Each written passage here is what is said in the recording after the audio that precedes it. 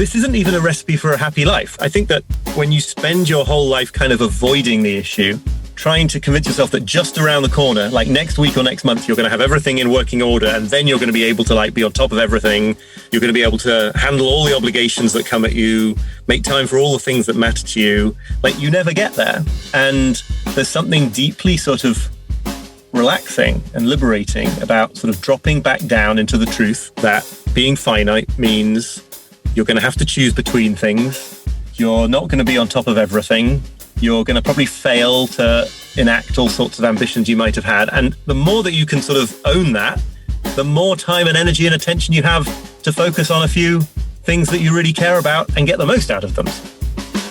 Hello, ladies and gentlemen, and welcome to another episode of Crazy Money. This is your host, Paul Ollinger. Hope you're doing well today. I've got a great conversation to share with you from Oliver Burkeman, the former columnist from The Guardian. Has a new book out. It's called 4,000 Weeks, Time Management for Mortals, which Adam Grant calls the most important book ever written about time management. How are you doing with your time? Are you spending your days well? Are you aware that you have 4,000 weeks or thereabout? Maybe you have 2,000 weeks. Maybe you have 8,672 weeks of your life to manage. Are you aware that every day is an exercise in opportunity cost? Consciously or subconsciously, you're deciding what your life is all about when you choose which things to focus on every single day. And that's what Oliver writes about in this new book.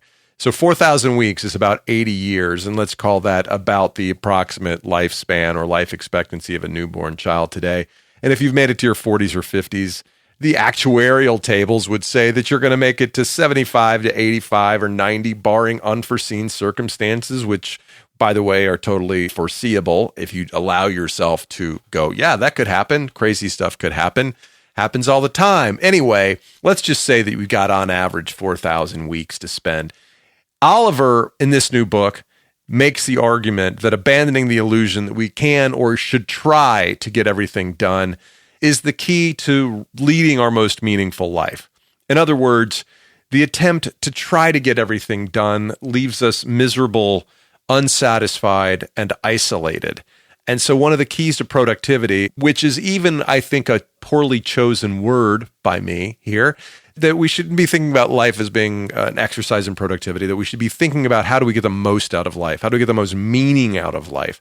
How do we get the most happiness out of life?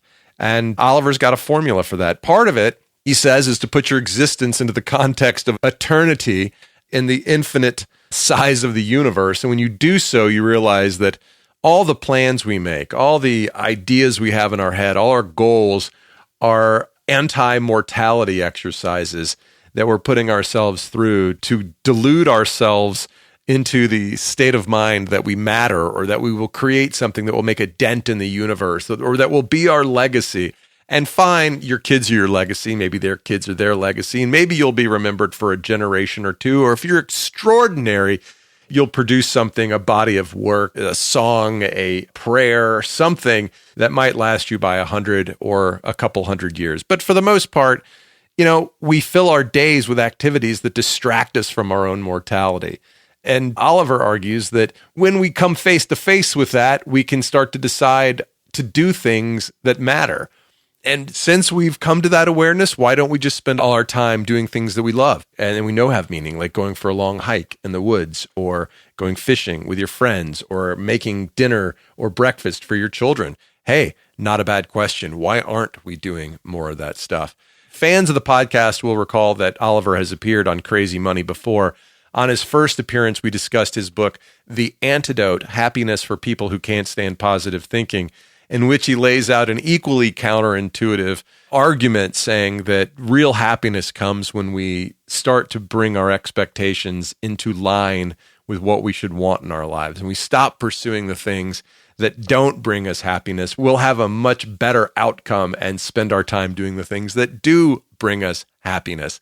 His writing and his attitude can be misinterpreted. And indeed, one loyal Crazy Money listener, Mark Widener, also a friend, said, hey, let's go and talk about this, because I think that I'm a pretty happy guy and I'm optimistic, and I don't think that that's a bad thing. And we had a long walk and we had a great conversation.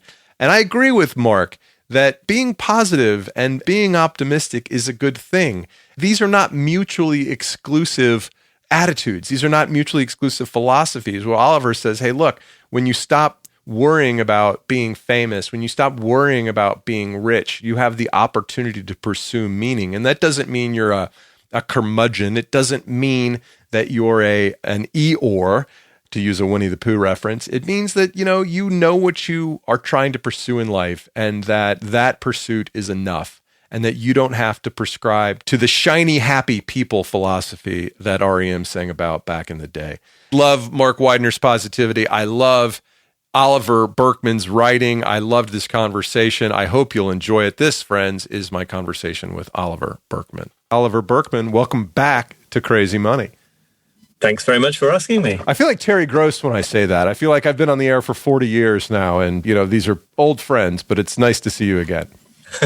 When I finished writing my Guardian column last year, I've been doing it weekly for more than a decade, somebody got in touch to say they'd grown up with my writing, and it was meant as a compliment, but I just made me feel so old. Well, the youngest Crazy Money listener has not grown up with Crazy Money yet, but we're all growing up together in middle age. We're all trying to, right. And that's kind of the theme of a lot of your writing, right? It's a lot of it is how do we become better people? How do we become more evolved human beings? And the title of the new book is 4,000 Weeks Time Management for Mortals. Your opening statement is this: in the long run, we're all dead. And I was like, there's the Oliver Burkeman I've come to love. Yeah, not an original quote, but yeah. This is a book about the fact that life is finite, which I think is not a depressing thought. But I'm always a little concerned titling the book 4,000 Weeks, which is the average length of it's an 80-year lifespan approximately in weeks. I'm a little concerned that people might just figure that out and run away scared rather than purchasing the book and finding out that it's not a cause for despair. Well, as I was Googling the title to go to your website or to see where the book was being sold or whatever, and I came across these calendars that people make, 4,000 week calendars, where you actually cross off or fill in the blanks of all the 4,000 weeks of your lives as you go. Right. That seems to be far more morbid than acknowledging it, than making the connection between our finite lives and time management. Right. And I think there's sort of two ways to go wrong with this. One is to sort of think that there's something incredibly terrifying and depressing about mortality, which I guess is not going wrong, because I think there is something terrifying and depressing, but there's a way of sort of metabolizing that can become energizing. The other, and I'm also sort of at pains to steer clear of this, I think, is that kind of idea that you've got to incredibly stressfully go through life, seizing the day in an incredibly self-conscious way and making sure you go base jumping every single weekend, because otherwise you're not really sucking the marrow out of life. And I don't think that's a fun way to be either, actually, to be so sort of panicky about the fact that you only live once that you can't relax. So I'm sort of trying to steer a path between those. I actually have a bit about, I'm a comedian, as you may or may not remember, and I've got heart disease. The most annoying thing when I told people I had it, they'd say, you've got to live every day as if it's your last. And it's like, no, you don't. I don't need a squirrel suit. I don't need to go base jumping. If we all know life is short, why shouldn't we try to make it perfect? The idea that I'm getting at here, I think, is that so much of our instinctive and culturally reinforced ways of relating to time, both in the context of time management and productivity advice, which we can talk about if you want, but also just more generally, the purpose that it really serves is kind of enabling our delusion that we're limitless, that we're going to live forever, that we don't have to make tough choices, rather than pushing us gently towards that discomforting but true state of affairs. And the thing I really want to try to convey is that this isn't even a recipe for a happy life. I think that when you spend your whole life kind of avoiding the issue, trying to convince yourself that just around the corner, like next week or next month, you're going to have everything in working order, and then you're going to be able to be on top of everything. You're going to be able to handle all the obligations that come at you, make time for all the things that matter to you. You never get there. And there's something deeply sort of relaxing about and liberating about sort of dropping back down into the truth that being finite means you're going to have to choose between things. You're not going to be on top of everything. You're going to probably fail to enact all sorts of ambitions you might have had. And the more that you can sort of own that, the more time and energy and attention you have to focus on a few things that you really care about and get the most out of them. So it's like once you let that go, that kind of impossible quest, that's when you have like the focus and the power, I think, to do the possible things, which is where life gets really meaningful and fun. One of the main points you come at a couple of different ways is what you just said, that the day will never arrive when you have everything under control. So we might as well stop trying and distracting ourselves from our own mortality and or imperfection by trying to get everything done.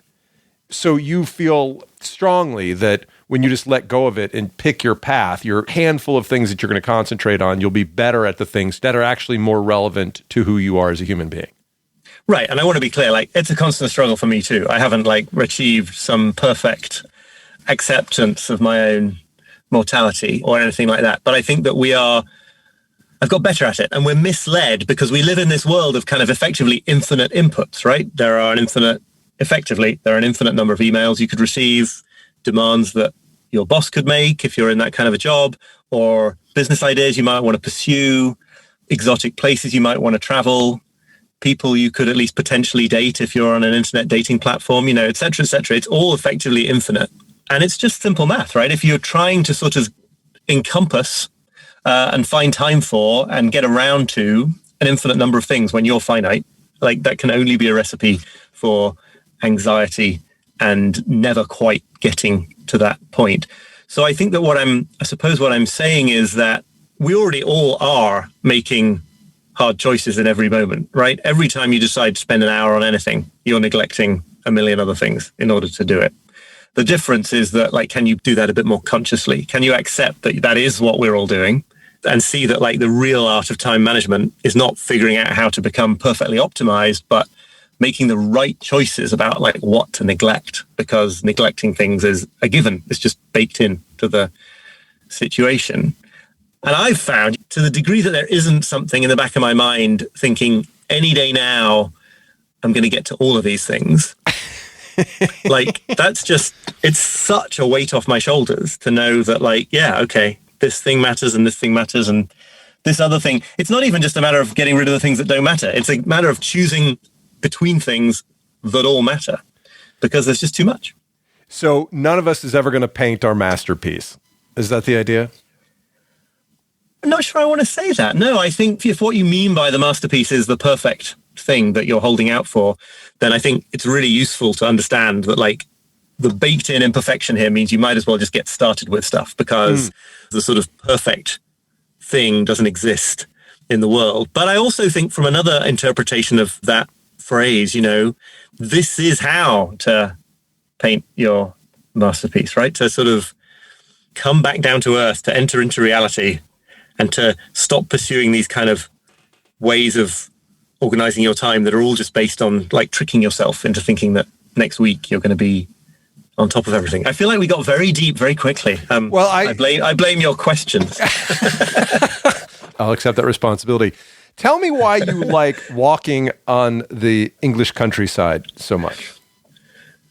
One of the challenges of using time well is that if you really focus too much on the idea of using time well, you end up, like, instrumentalizing every minute of the day, right? So everything you're doing, you do for the purposes of something else.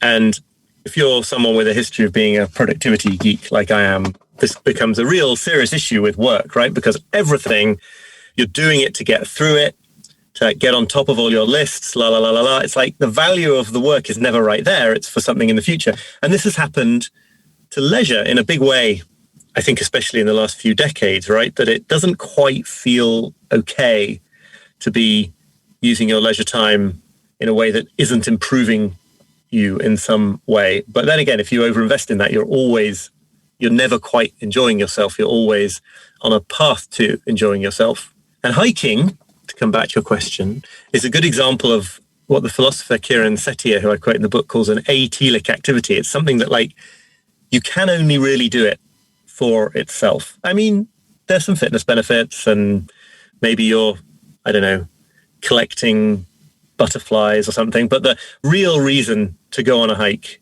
as I love to do in the Northern English countryside in the Yorkshire Dales and the North York Moors, is to go on the hike. And if you really wanted to do it most efficiently, which were or in the sort of optimized way, you would just never go because well, you start at the beginning and you go around in a loop, or you sometimes like get to a certain point and turn back. Well, there's no point in any of that except in itself. And I think that's probably true on some level of all hobbies. It seems a little bit embarrassing in this day and age to admit to having or wanting to have a hobby. And I think that's got something to do with the fact that it doesn't serve a purpose outside itself. Whereas, as I say in the book, if you call your hobby a side hustle and you're trying to make money out of it, that's super cool and fashionable.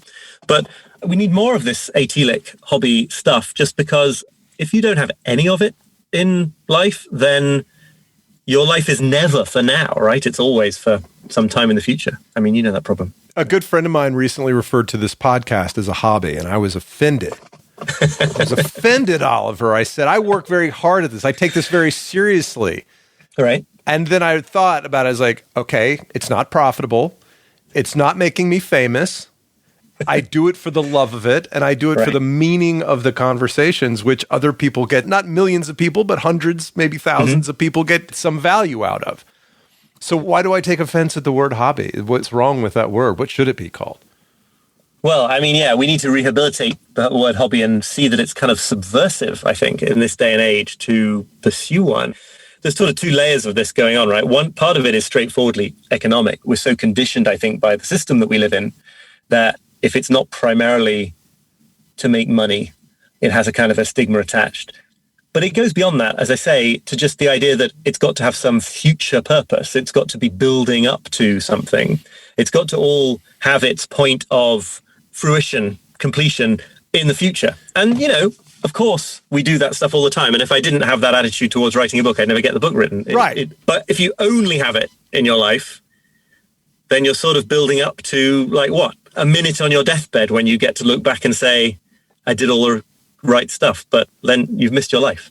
So there's a difference between taking a walk on the beautiful countryside and training for an Ironman, right? Right. So where's the line, and how do you decide what to do every day? If on the one hand, we always live for some future better time, we miss the present and we don't have a life. On the other hand, if we never plan for the present, we likely won't make too much of our time, you know? Right. So how do you decide what to do every day?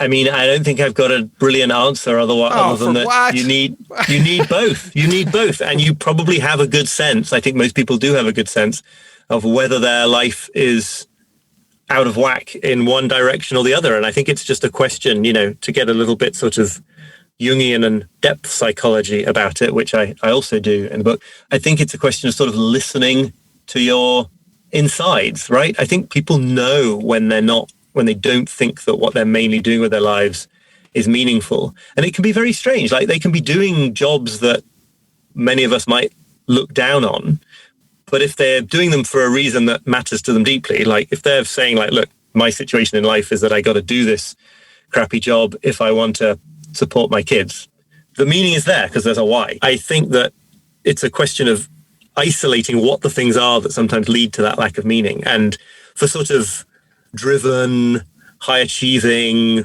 people, like I've always thought of myself as, and like Kiran Satia, who writes about this in a very sort of personal way as well, thinks of himself as, the problem is likely not to be too much time spent not working on any long-term projects and interesting creations. The problem is likely to be never stopping the sort of instrumental stuff in favor of things that give their value in the moment. You have a quote from Nietzsche in the book where you say, haste is universal because everyone is in flight from himself. Yeah, I love that. I find that to be true, and I think as I've reflected over the past couple of years doing the podcast, I, to some degree, believe that my quest for achievement has been just that, has been, if I see myself getting the right third-party accolades, then I know I'm doing okay. And the way I do that is by keeping myself busy and always striving for the next rung of the ladder. And as I reflect on it, I kind of think, well, that's probably just because I wasn't taking the time to live every day. Are we distracting ourselves? Yeah, but I think, you know, the thing that is important in that Nietzsche quote is like, haste is universal. This is nothing to be ashamed of because there's something sort of deeply baked in. I don't think it's shameful. And, you know, there's times in life where, you know, I did need to strive for the next level. I have the luxury of being able to be a little bit more contemplative today because I don't have to make my rent for next month. Right. I think that there's a sort of basic question that we can all do with asking ourselves, which is something like, what things am I doing in my life that I'm mainly doing so that I don't have to feel certain feelings that I believe would be kind of catastrophic for me to have to feel? And I think that's what Nietzsche's getting at. I think it's what Heidegger is getting at, although Heidegger is famously impenetrable. So, I don't claim to have nailed what he's saying. But this notion that what it all comes down to at the end is we are these finite beings with brains and minds capable of infinite imaginings. And it makes us really uncomfortable to sort of accept that, like, this is it, that life isn't a dress rehearsal, that we can only do so much, that we don't know how the future's going to unfold, that we're sort of vulnerable to events at every moment. Like, anything could happen at any moment. It's all kind of yucky and claustrophobic in a way. And so, yeah, we do all sorts of things to sort of not feel that. And some of it is stuff like you're working on a writing project, and just to speak from experience, you're working on a writing project and it's like hard and you don't know that you're up to it. So it's way more fun to be on Twitter because the feeling of being on Twitter is this kind of limitless, I can just float through infinity doing what I want and being who I want and la la la. But I think it's also there in things like commitment phobia, something that I have historical experience of, not present day, but where if you sort of constantly feel like you're keeping your options open and never making the leap into a relationship in a deep way, it's like you're sort of floating above this situation of being pinned down to reality. It's like you're at one remove in a kind of quasi kind of godlike state or something. It doesn't work because you're actually not. It's just in your head. But so I think pretty much everything is, I think I've probably got a grand theory of humanity here that like pretty much all bad things that ever happen are people trying to not feel the truth of the situation that they're in. You try to connect sort of the mundane or the quotidian to the infinite, right? And our desire that we believe that we each have cosmic significance, and that desire to write a book that is going to make me famous and world-renowned, or to find that, to quote Jerry Maguire, that relationship that completes me is utter foolishness, right? Like, it's okay to write a book if what you're writing has value in and of itself. And love for love's sake is great, but don't expect too much from either of those things. It's tricky to talk about because I kind of, again, it depends on what you mean by a relationship that completes you, right? I mean, I really don't want to be the person saying like, lower your expectations and just expect to have a kind of mediocre, crappy life. But what I do think you should do is not have expectations that are in principle kind of impossible to meet, and to expect of a relationship partner that they be something more than another flawed human being. Right. That's craziness. But right. That's what I mean. Yeah. And I read something not long ago that the number one reason people get divorced is unrealistic expectations about what it's going to be. And we talked in our last conversation, talking about your book, The Antidote, Happiness for People Who Can't Stand Positive Thinking, a book I loved, and everybody should go and read it if they haven't read it already. It's that high expectations are really the things that make us unhappy, and that having a realistic expectation of what life presents to us is going to lead us to live a better, more content life.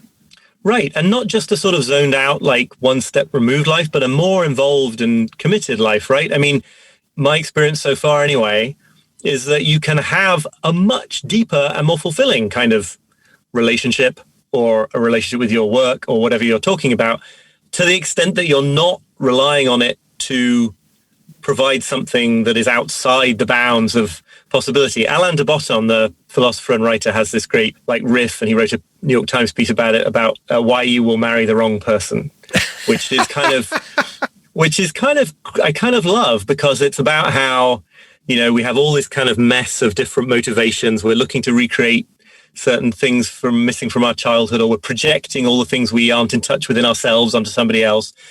But the universality of it is kind of great, because it just means everyone's in the same boat. And if you can sort of stick with someone and both be committed to working through this kind of ridiculous predicament of being a human, that's the best thing that there is. So it is lowering your expectations, but it's lowering them kind of into into reality. And real happiness is obviously worth infinitely more than fake, hasn't arrived yet, might arrive one day, unreal happiness. So, right. Yeah. So here's something I wrote down, which maybe it captures the spirit, maybe it doesn't. Okay. The universe doesn't necessarily care about me, but my kids do. My Right. wife does. I have the potential to help my neighbor. And if I focus my time on these things, that I'll actually be in a better position than if I were to try to operate as if I have cosmic significance. Right. I quote in a book a philosopher called Ido Landau, who's written a book, Finding Meaning in an Imperfect World. And he talks about how we set these very bizarre standards for what counts as a meaningful life that pretty much by definition rules out 99% of the things that we can do. TikTok, etc., Instagram, everything. Right. I mean, if your goal is to be remembered by history, thousands of years hence or something like that, if you've got to change the world in the sense that we normally mean by that phrase, you're automatically saying that thousands of things that we obviously know are meaningful don't count because they're not going to have that effect. And it's not that you can't invent amazing things and make a big splash and win elected office or invent extraordinary devices or software or whatever. It's not that these things aren't part of that. It's that this kind of definition of meaning rules out so many of the things that give texture and substance to our lives. Is just it's a really odd one to go around burdened with, because it just means that all these things to do with personal relationships and sort of steadily doing some fairly useful work that makes a difference to a few people. I'm in this right now with this book, actually, because I write this newsletter and I write articles and I write this book. And the thing I love the most about the work that I do is when you get one-to-one responses from individual people who've been seriously, significantly moved or affected or want to reach out about something I've written. Just a person, right? It's not actually a quest for modern fame, right? There isn't a part of me when I think about it consciously that wants to be, I don't know, Kanye West or something, right? Or the president. But we've got this strange idea now, so that if you're doing anything with a little bit of a public profile, like so many of us are in journalism, podcasting, book writing, whatever, you sort of find yourself slipping into this mindset sometimes. Like what you're trying to do is scramble up that pyramid that only 5 people can ever be at the pinnacle of. When I stop to think about it, it's I don't want to be at the top of that pinnacle. It'll be total hell. I mean, it's certainly out of the realm of possibility that I would get to that level of fame, I think, but I also think it would be awful. And it wouldn't be the thing that I find most meaningful about the work that I do. So you've got to sort of be careful not to borrow other people's or the culture's definition of a meaningful life and let it sort of take you too far away from what would be a meaningful life for you. And being aware of what you think will be a meaningful life, because we think one thing which sometimes isn't exactly what contributes to meaningful life. But you actually tried this, right? You tried to align the hours of your day with your values. Oh, I've tried every one of these techniques, right? Where you're sort of there are some crazy books out there. These are books that say, it always says there's always one page at the beginning of one of these kind of life planning books that says first of all, figure out your core values. Okay, now, and you're hang on. How do I figure out my core values? What the heck does that mean? But then, yes, if you sort of think you've figured out your core values, you then try and figure out all the different ways this week and then this day and then this hour that you quickly go insane. But I think it's an example of a broader thing that I write a bit about, which is this idea, this kind of, it's time management, right? It's the idea that your relationship to time is something it's a thing, and you can kind of manipulate and direct it, and that this is going to lead to the most satisfying life. But there's something really weird about that idea, isn't there? Because time, as many people have observed, it can't be managed. It just passes, and you get one moment of it at a time, and you can't put it aside for later. It's not like money in that respect. Actually, one of the most interesting parts of putting this book together was sort of doing the research to discover how many points in history, and then maybe even also some kind of certain indigenous communities today, this whole notion of time didn't apply, right? This idea that our time is something that we have to use in a certain way, or that is kind of weighing down on us or running out, or we might be wasting it or stewarding it well. That whole idea, as opposed to just time being the medium in which life flows, none of these questions would have made any sense to a early medieval English peasant, for example. Like, it just would not have made any sense to talk about. But that person's life was nothing but obligation. That's one way of thinking of it. I mean, it's a bad example in one sense, which is that person's life was certainly terrible in many ways, right? I mean... I wasn't using those as synonyms, but yeah. Right. But no, and well, actually, it's a really interesting point there, right? I mean, yes, putting aside the ways in which a medieval English peasant just had a terrible life, there was another sense in which that life was structured by obligation, which was that, if you're a farmer, the cows need milking when they need milking, and the crops need harvesting when they need harvesting, right? The tasks of life offer no scope for let's do all the milking for the month today so that we can get it out of the way and be more optimized and efficient. Like, it's just not going to happen. You're yoked to reality in a different way, as you would be, like, even if it wasn't kind of massively exploited by the feudal lords and suffering from diseases where their limbs fell off all the time and everything. So it's just a sort of, I certainly don't think that we should go back to any aspect of the lifestyle of medieval peasants, but I think there is something to learn from this. There is something to learn from that idea of not constantly trying to sort of back out of reality and then manipulate it, but what it feels like to just acknowledge that you just are in it. And it happens for us sometimes, and I write and I always think about the experience of being a parent of a newborn, which I'm not anymore, but I was a few years ago.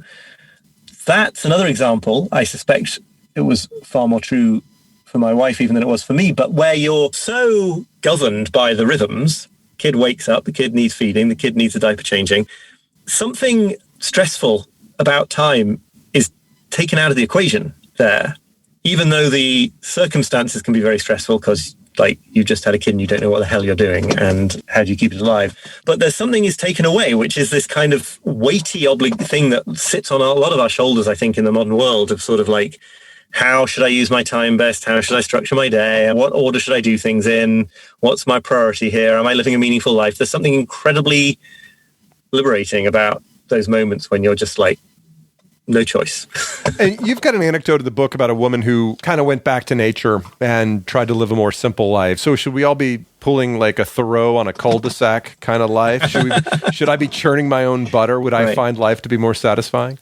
And of course, we know that Thoreau actually had someone, he took his laundry back into town or something and went back to his mother's house on a regular basis. No, I don't think it's about the specific lifestyle you choose, but the very interesting thing about the person you're mentioning there, Sylvia Kiesmat, who's a Bible scholar and an agriculturalist, that's an example of a life, I argue, and because she argues it, rejecting convenience as a kind of thing to organize your life around. So it's not that it's better to live rurally or do farm type things instead of web development type things. But it is that if you just sort of go with the flow of our culture's drift towards ever more convenient technologies and lifestyles and et cetera, the way everything moves online because it's faster and more efficient, the way you can sort of order food from your phone without having any interaction with a human being, let alone cooking the food. If you just go with this flow, somebody else is making the decision for you about what a meaningful life is, right? Because it's basically Silicon Valley deciding, well, these are the things we can get rid of and smooth out. And these are the things that people really want. And we tend to collaborate with it because actually, when you're just really hungry, you do want to press a button and get some food delivered to your door. But you take a step back and you realize that actually, little interactions with other human beings when you go out to get food, or the things that you get from chopping vegetables and choosing vegetables in the supermarket and making things, we don't want them in that moment when we're hungry and just want the quickest thing, but we do really benefit from them. So I think you could totally internalize that perspective and absolutely remain living in a city, working with computers and not milking your own cows or whatever. But it's just that sort of conscious stepping back of how far am I being guided by forces that don't have my best interests at heart into what constitutes a well-organized day. Why is it better organized for me to get my food instantaneously at the push of a button instead of cooking it? Well, maybe for you it is, but maybe it isn't. You write that when you render a process more convenient, you drain it of its meaning. So that's why a handwritten letter is more satisfying than a text, or a meal cooked with friends has more depth to it than ordering a pizza by yourself. There seems to be this overlap between things that feel a bit like the work involved, the chore, the effort, and the sense that it really mattered. You know, I live in the US and have lots of family in the UK, and I have traditionally been very bad at remembering to mark their birthdays on time. And one of the things you end up doing in those situations is you use these services where you go online and you pick a photo or you upload a photo and you put a funny message and it prints a card and sends it locally from the UK, and it gets there on time. And I suppose it's better than nothing, but like, I think everyone in that process is aware that something has been missed. And they say it's the thought that counts. Well, I had the thought, right. But no, I think what counts in that situation is like that you put in some time to going and buying a card and thinking of it in time and writing in it with a pen or sending a gift, whatever. But I think convenience sort of speaks to our worst selves, and it leads us into this situation where like you end up doing what's most convenient instead of what you would be happiest to have done. The best part of that is that on January 1st of any given year, you could fill out all of those birthday cards. Right. You can't pre-milk a cow, but you can preload birthday cards for the year for all of your family. And actually, I want to start a service now. Does this exist where you could then just deliver all those cards to one company who would then like dispatch them through the year at exactly the right times? Theoretically, you could do it decades in advance. I mean, you'd probably overpay for people who died early. You'd probably offend the relatives of those people, wouldn't you, when the card arrived? All right, speaking of offense, there was one issue in the book that I take particular umbrage at, which is the fact that you seem to argue that it's pointless to get to the airport early, which is a middle-aged man is one of my favorite things to do. Yeah, well, I come from like childhood trauma on this issue because I come from a family of compulsive planners who, leave like multiple hours to get to the airport and get to the railway station. They end up like hanging around for hours because they left so much slack. I mean, look, do it if you want, but I think that what I'm criticizing. You're on my wife's side. You're on my. You realize this is affecting my marriage. I'm actually on your side. Like I'm fighting the compulsive planning tendency in myself, right? So like, no, I am not that person. I'm in a sort of inner process of struggling with that person. But the point I'm sort of making is we people who want to sort of be incredibly cautious and plan everything out and make sure everything works, we're trying to achieve something that you can't actually ever achieve, which is reassurance that the future will unfold in the way that you think you need it to. So you'll notice, I think, maybe you'll tell me I'm wrong, but like you'll notice that like the mindset of leaving lots of hours to go to the airport doesn't actually go along with then like totally relaxing and being happy. It's kind of you sort of stay on edge. And the reason you stay on edge, I argue, is because, well, firstly, you can't be certain that you're leaving enough time to get to the airport, right? I mean, you could leave 6 hours to do a 1 hour journey and something could still get in the way.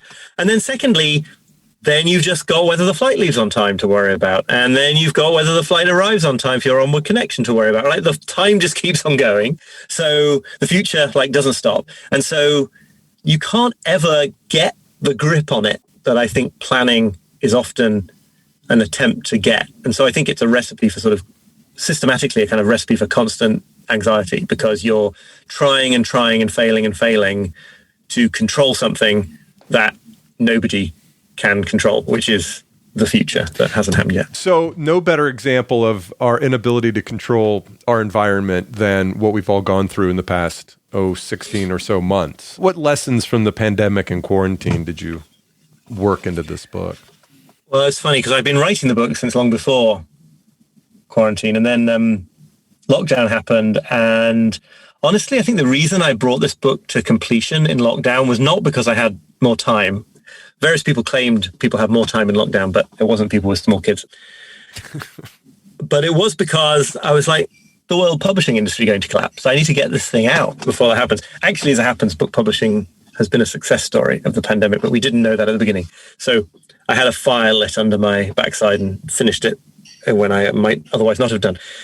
I think what's so interesting about the experience of the pandemic is that it has sort of created for so many people certainly a sense of like time being unmoored and out of control. And is it dragging or is it racing?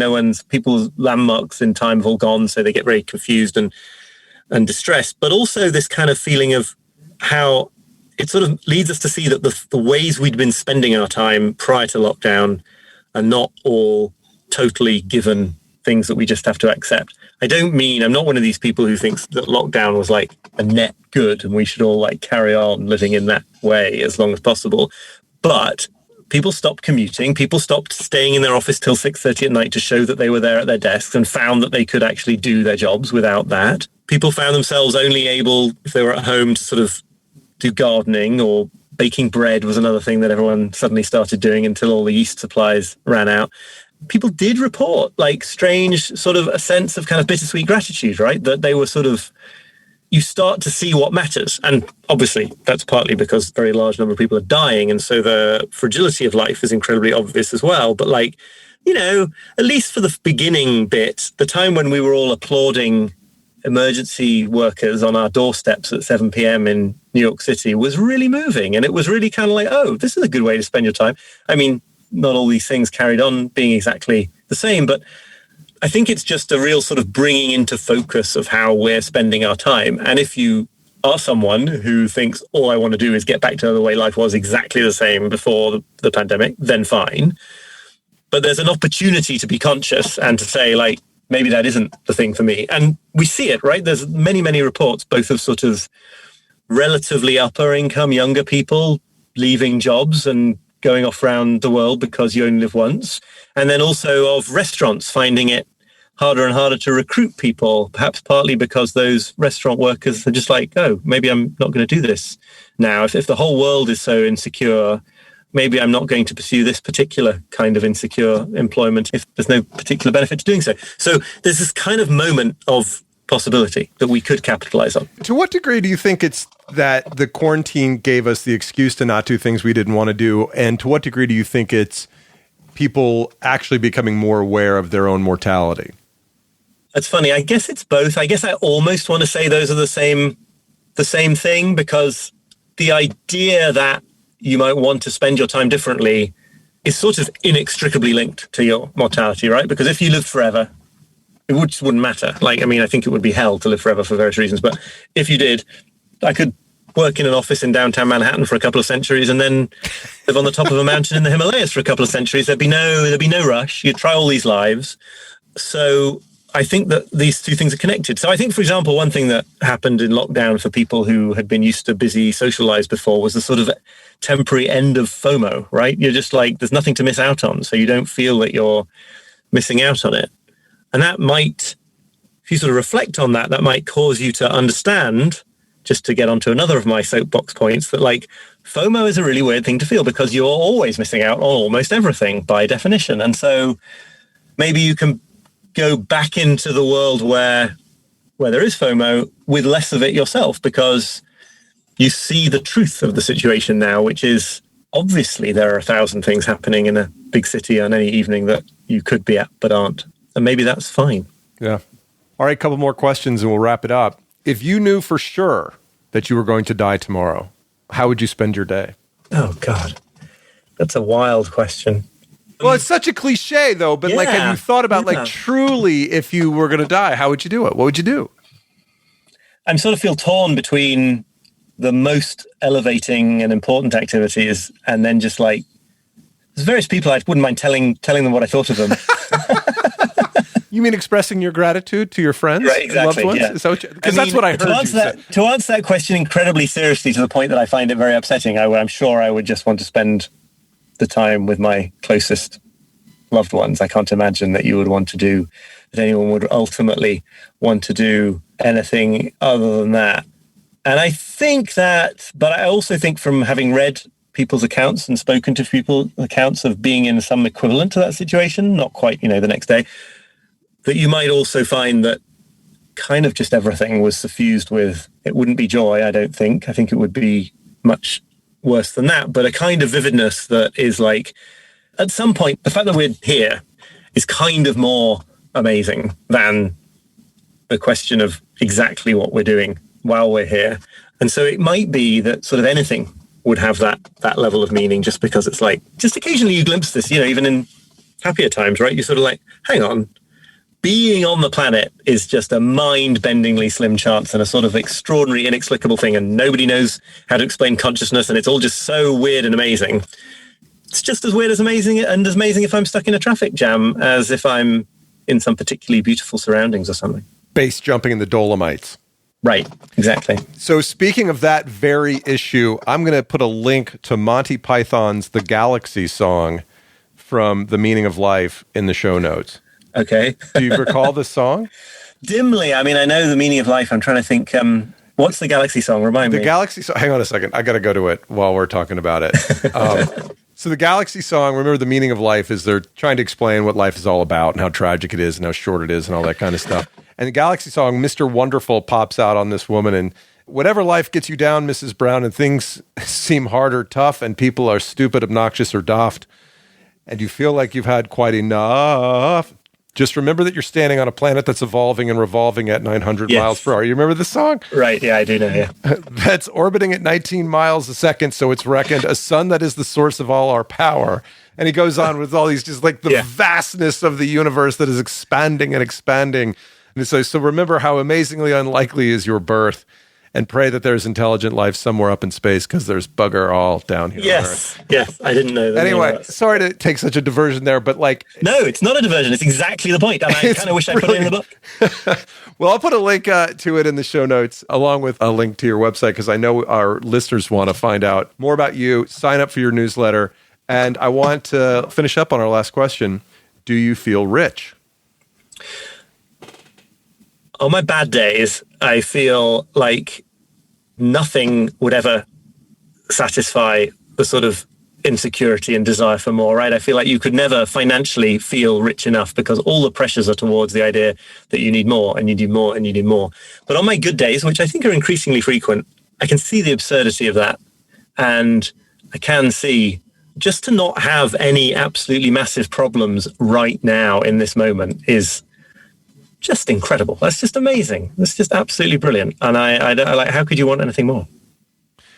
Well, hopefully through your writing and contemplation of the book that all of our listeners are going to go out and get, 4,000 Weeks, Time Management for Mortals by my guest, Oliver Burkeman, that we will all have the opportunity to be a little bit more aware of how special each of those moments is.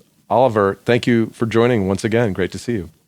Thank you so much for asking. I had a great time. 4,000 Weeks, Time Management for Mortals is out today, August 10th, 2021. Get your copy at the link in the show notes. Also sign up for Oliver's newsletter. His writing is meaningful to me. I find him a good reminder of the things that we should be focusing on in life. And he makes it fun and funny if you like bald, dry-humored people. And if you're listening to this podcast, you must like that. All right, let's get to the takeaways. You're not only the sum of everything you do, you're also the sum of everything you don't do. Opportunity cost is a huge theme in this book, and he talks about the joy of missing out. Think about the things that would improve your life if you missed out on them, like toxic relationships. Can you choose not to participate in them? Can you choose not to waste your days on social media? Of course, I spend a little bit of time on social media, and Facebook has been good for me in the net. But I think I could be spending a lot less time. All of us probably could, looking for acknowledgement of our life on social media. It is funny. I think that there's an old lyric in a Counting Crows song. I'm waiting for the telephone to tell me I'm alive. My God, if social media isn't that, I don't know what is. And along those lines, you can also choose not to engage in outrage as your default modus operandi, your MO, however you pronounce it. Outrage and social media fueled outrage is a way that I think a lot of us prove that we're alive. We get that hit, that fix when other people acknowledge our point of view that makes us feel alive and makes us feel as if we can make some dent in the universe with our opinion. And the fact of the matter is, probably won't. So think about the things you don't do or you shouldn't be doing and how opting not to participate in those would make your life not just more productive, but happier as well. Number 2, what's your version of Oliver's hike? What do you do for the sheer relaxing benefits? And are you spending enough time on that part of your life? Are you giving yourself permission to engage in activities that don't have a goal? 2B, what's your version of this podcast? What kind of work would you do for free? Have you decided what this is for you? You know, and a lot of us, I know there's some young people listening to the show, but for a lot of us in our 40s and 50s, maybe older, this is the kind of work you should decide on doing when you retire or when the kids fly the coop or on your weekends. Find an avocation that you do just for the love of it, just for the enrichment it gives your lives, for the knowledge it brings to your life, and for the relationships it helps you build. Think about what's your hike, what's your podcast. Number 3, go deeper. This episode of the podcast reminded me a lot of the episode I did with Pete Davis, the author of Dedicated, whom I interviewed, I think 3 or 4 weeks ago.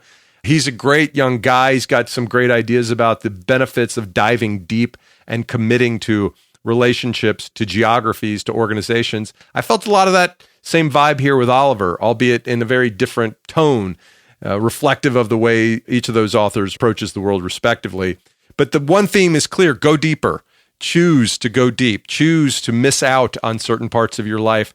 I've said before, and I'll say it again, when you commit to a certain way of living your life, like for me, trying to live a creative life, working on things like the podcast, the only thing you're guaranteed to get is the answer to the question, what would happen if I gave it my all? And that answer comes at the expense of what would happen if I gave another way of living my all. I'm not saying that like your creative work that has to come at the expense of parenthood or marriage or relationships or financial self-determination, but it does come at the expense of, hey, what would happen if I gave these, whatever, 40 hours a week I'm giving to this creative life to something else?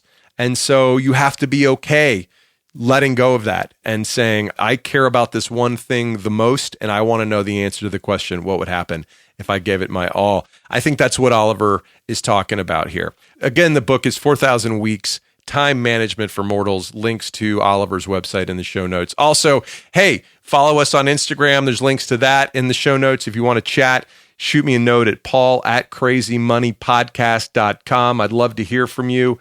Tell me what's going on in your life. Tell me guests you'd like to hear on the podcast.